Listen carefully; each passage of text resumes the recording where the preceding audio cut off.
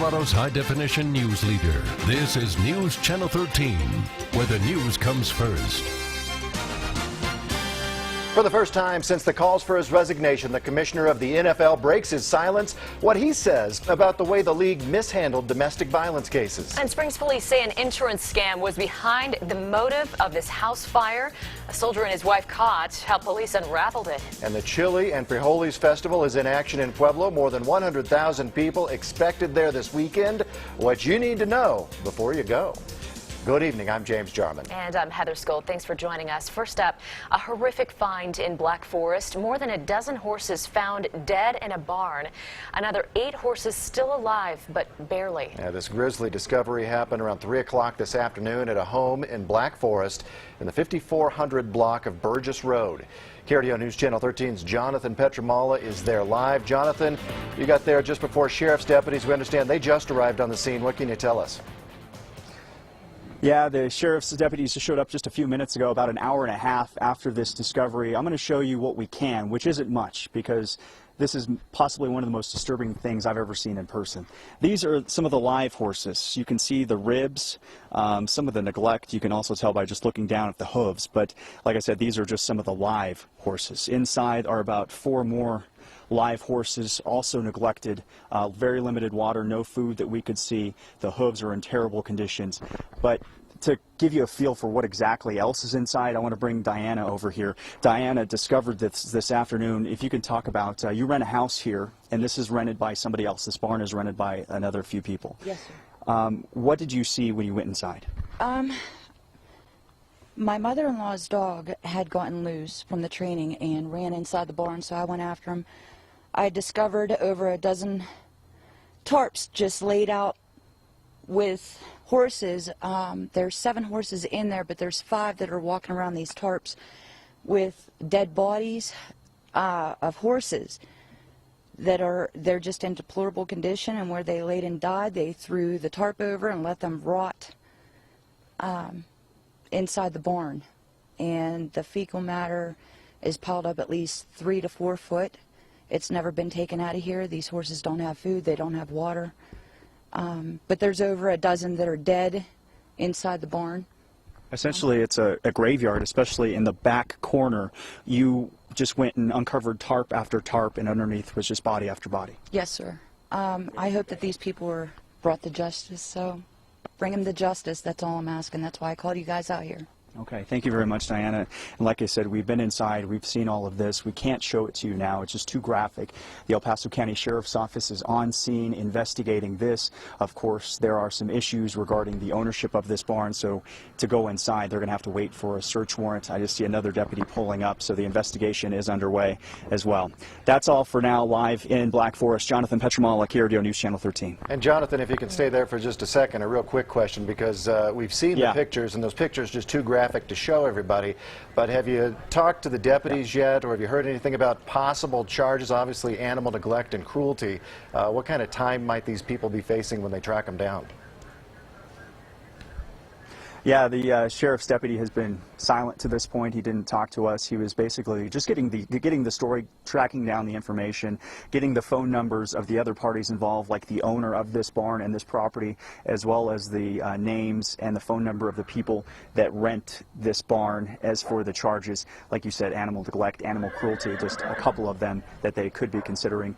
Nothing has been said, though, exactly what they are looking into just yet, though. All right, Jonathan Petramala, live in Black Forest with a terrible scene out there, and of course more people are going to want to help out. We'll stay on top of this and get you the latest throughout the night, and of course right here on the networks of KRDO and KRDO.com included.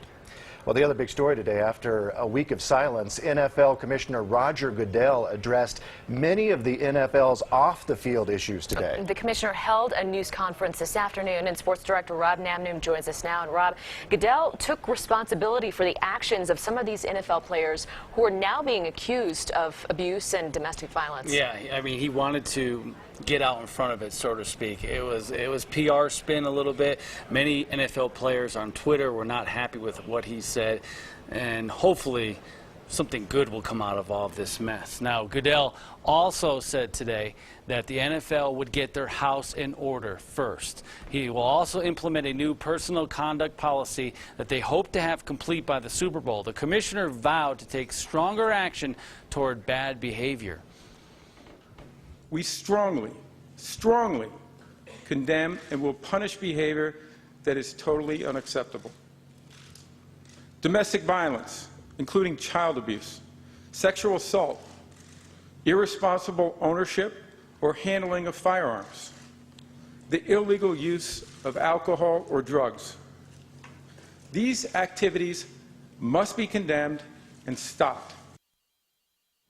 Goodell, who has received a ton of criticism for the way he handled the Ray Rice case, said today that he never considered resigning, and there were a lot of people who thought that might be the case today when this was announced. I think with the NFL players, what they wanted to see is that, because Goodell plays judge and jury, even before it goes through due process, I think the players were hoping that he would maybe let go of some of the reins and have an independent person come in and decide when a player should be suspended for 2 weeks, 4 weeks, whatever the case may be, but that's not going to be the case. He never mentioned that at all today.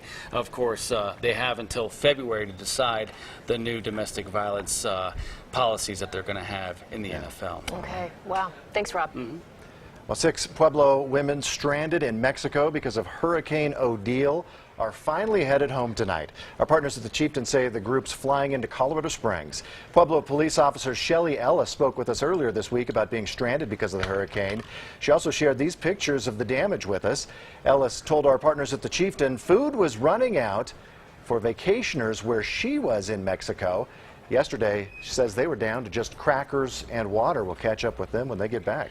And still the remnants of Hurricane Odile are making their way up through the desert Southwest and here in southern Colorado, too. Yeah, that is right. For the most part, a lot of those remnants of Odile have stayed well to our south. Reason for that, we've had a nice area of high pressure built over the region. That's what's brought us these nice conditions we've seen over the past few days. We'll start things off with a few of your pictures.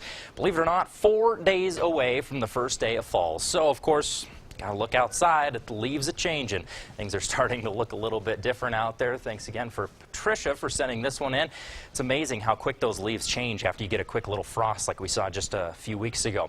So this is the big driving force right now. Again, the remnants of Odile have pretty much stayed all to our south, but this is the next system that's cooking. Area of low pressure off of that California coast starting to draw a little moisture our way. As you notice, we are seeing some showers into the higher elevations now. For the most part, a lot of that shower activity is going to stay well to our north. We're not expecting much of that to drag through our area, but a few sporadic showers are going to be likely throughout the area this evening. As for highs right now, or excuse me, temperatures right now, absolutely gorgeous out there, 80s and 90s. We'll have your complete weekend forecast just around the corner. Heather, we'll send it back to you. Okay, thanks, Jason. An increase in insurance coverage and tips from 2 soldiers led to an arrest in an arson case. Fort Carson soldier Jacob Warham and his wife Kendra are accused of setting their home on fire last weekend. An arrest affidavit shows the couple increased the insurance coverage on their home just days before the fire. A soldier also told investigators Warham borrowed his truck, which was spotted on a surveillance camera near the home the night of the fire. The couple's home started on fire early Sunday morning by Woodman and Powers. A Fremont County man accused of holding a woman in his basement is in custody after a standoff with deputies. The Fremont County Sheriff's Office says 42-year-old Daryl Loper of Canyon City was already wanted on 2 warrants. Deputies say they got a report of a woman who escaped while she was held captive in Williamsburg yesterday afternoon. Williamsburg is south of Canyon City. He faces first-degree burglary and several other charges. The holiday shopping commercials are already out, hard to believe, and the Downtown Partnership has a plan to bring new shops in. Yeah, but as KRDO News Channel 13's Greg Miller shows us, several buildings are still empty, and one of the business owners who left says that area just isn't great for retail anymore. Jackie Gunn calls it a good problem to have. I'm currently trying to keep up with the inventory, so it's a good problem to have. Steady sales is a problem she did not have just a few months ago. She just moved to Chapel Hills Mall on the northeast side from Tejon Street in the heart of downtown. We really weren't attracting any new customers downtown. Our sales were flat. She opened her clothing store 28 years ago. While business was great most of the time, the last few years, things changed when the area changed. There's a lot of harassment and vagrancy downtown, unfortunately. We were there for several years when that wasn't the case, and we enjoyed a very nice business. But in the last couple of years, it's become more and more prevalent. That, combined with limited parking, all led to her decision to leave. And she's not alone. 2 other businesses have left too in the last year.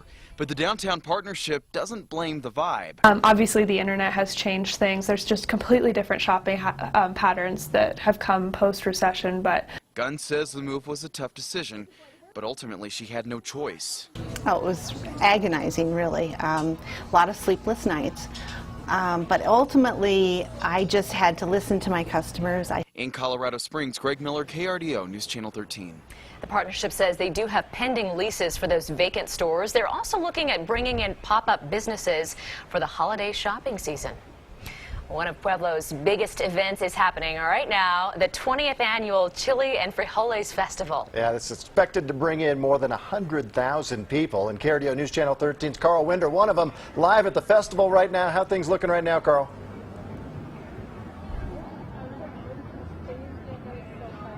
It's looking fantastic, James and Heather. As you can see, people from all over the world are here at the festival right now, which means good news for business owners on Union Avenue. The sound of roasted chilies is back in downtown Pueblo. For business owner John Russell, it's the sound of a busy weekend. We're very excited to have the Chili Fest happen right in front of our store. We've been here a couple of years, and we usually get several thousand people through our store during Chili Fest. He's getting ready by overstocking his store.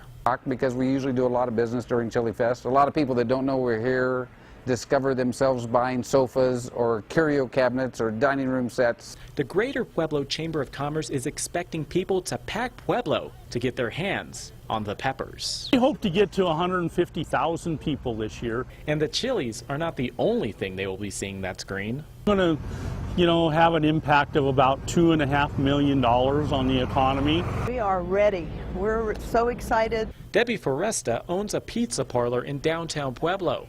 She says she has a way to attract people to her shop. A slice of chili pizza. It's been a very popular item. A lot of people have followed us because of it. As for Russell, he says even though his shop is going to be busy, his family is not going to miss out on buying green chilies.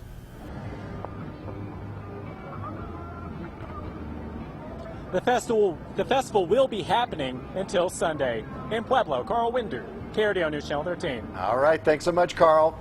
Well, they camped out all night for it. Some call them the iPhone crazies, or do they know something we don't? And another step closer in the fight against the terror group ISIS. France makes a move today as another video is released.